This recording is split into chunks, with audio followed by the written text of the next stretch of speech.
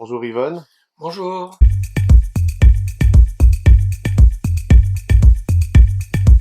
Alors la question est un peu biaisée parce que on ne peut pas prouver l'existence de Dieu et que vouloir le prouver est suspect. Depuis les grands philosophes, notamment depuis Kant, c'est-à-dire euh, à la fin du XVIIIe siècle, tous ceux qui sont vraiment sérieux vous diront que c'est peine perdue.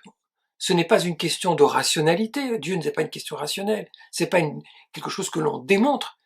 Alors comment on en arrive à Dieu? Eh bien, Dieu n'est pas quelque chose qui se prouve, mais quelque chose qui s'éprouve. C'est pas la même chose.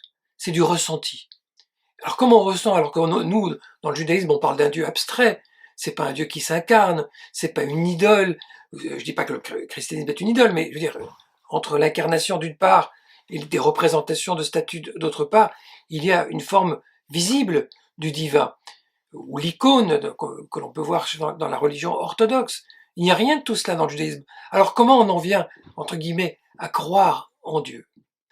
Eh bien, on arrive à croire en Dieu parce qu'on regarde le monde avec les yeux de Dieu, entre guillemets.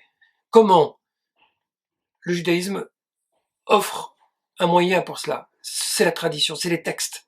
Quand on rentre dans l'étude, dans la profondeur de l'étude, la force des valeurs qui sont présentées, la force des récits qui nous donnent un prisme, une vision du monde, alors on commence à regarder le monde avec les yeux de Dieu. Et tout cela prend du sens. Dieu est une clé de lecture.